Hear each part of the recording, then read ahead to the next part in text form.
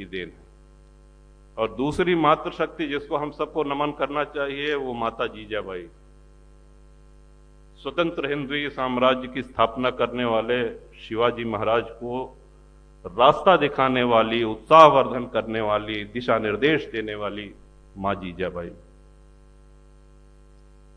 तो आज की माताओं की वो भूमिका समाप्त नहीं हुई है। आज हमारा देश एक कठिन दौर से गुजर रहा है। लड़ाई का स्वरूप थोड़ा बदल गया है। आज हमारे देश में ही राष्ट्र विरोधी तत्व है, देश विरोधी तत्व है, जो हमारी सभ्यता को, जरा पानी, सभ्यता को, संस्कृति को मिटाना चाहते हैं। आप कल्पना करिए, आजकल एक शब्द और सुन रहे होंगे आप लोग, वक्फ।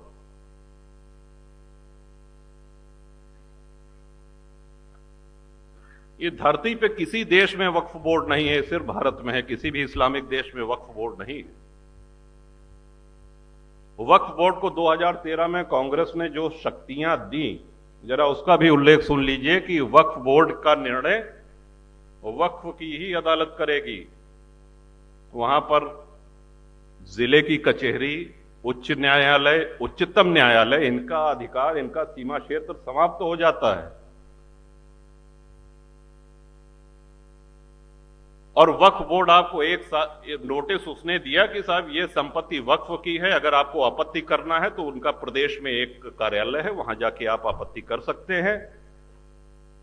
अगर एक साल में आपने कोई जवाब नहीं दिया तो यह माना जाएगा कि आपको कोई दिक्कत नहीं, आपका घर, आपकी जमीन, आपका गांव, वो वक्फ संपत्ति घोषित हो जाएगा। ये लिखा पढ़ी में है।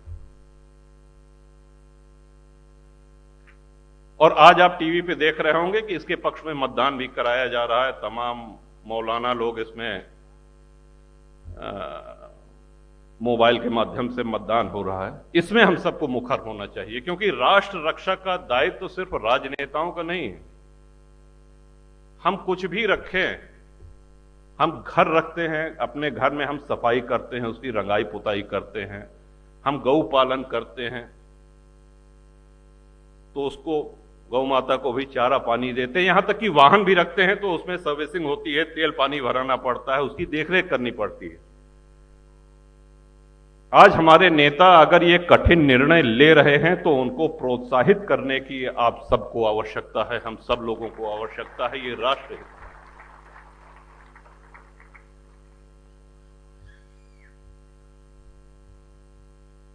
जातिवाद, आज हम जितने क्षत्रिय महानुभावों को, अपने पूर्वजों को जो स्मरण करते हैं, उन्होंने अपने लिए लड़ाइयां नहीं लड़ी, उन्होंने अपनी धन संपदा, अपना खजाना भरने के लिए लड़ाइयां नहीं लड़ी। उन्होंने देश की रक्षा के लिए, उन्होंने संस्कृति की रक्षा के लिए तलवार उठाई। उन्होंने यह भी ध्यान नहीं दिया कि हमारी सेना कितनी है और सामने से आक्रमणकारियों की सेना कितनी है। विश्व के किसी सभ्यता में, किसी इतिहास में माताओं का जौहर जैसा पराक्रमी उदाहरण दूसरा कहीं नहीं मिलेगा। आप कल्पना करिए क्या माहौल रहा होगा, एक साथ 16,000 रानियां, 16,000 माताएं अग्निकुंड में कूद करके। किसकी वजह से? अकबर द ग्रेट की वजह से।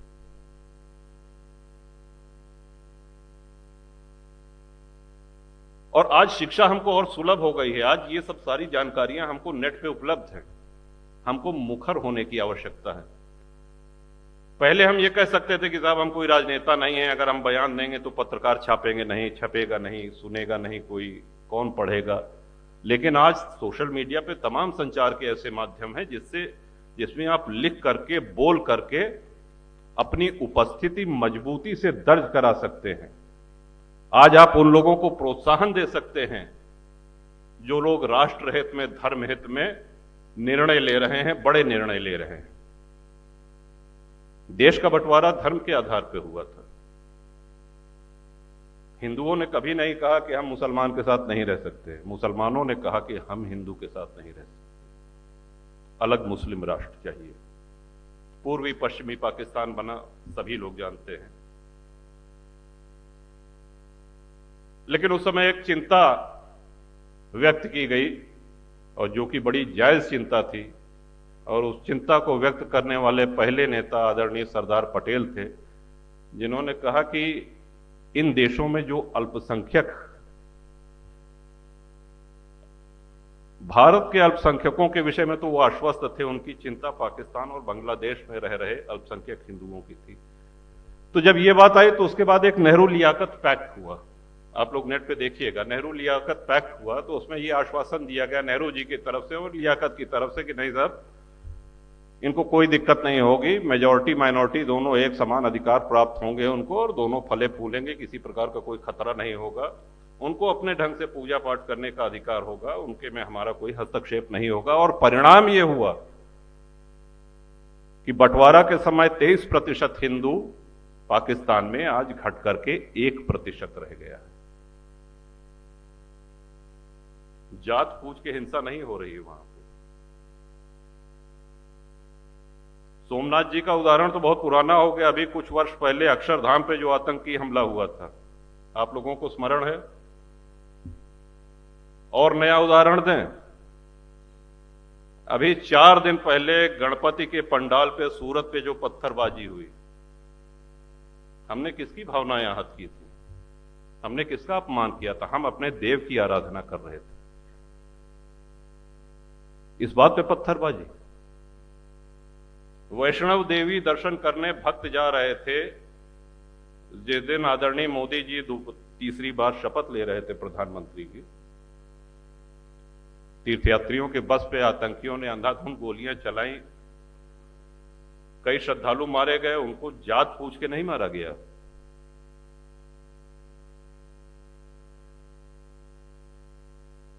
उनके लिए भारत का विध्वंस ये एजेंडा है। और हमारा एक निवेदन, हमारी एक बात बिल्कुल समझ लीजिए कि हमसे ज्यादा सेक्युलर कोई हो ही नहीं सकता। सभी धर्मों का, सभी मान्यताओं का हिंदू ने सदैव सम्मान किया है, लेकिन जब हमारा अस्तित्व ही खतरे में आ जाए तो हम सबको उठ करके मुखर होना पड़ेगा।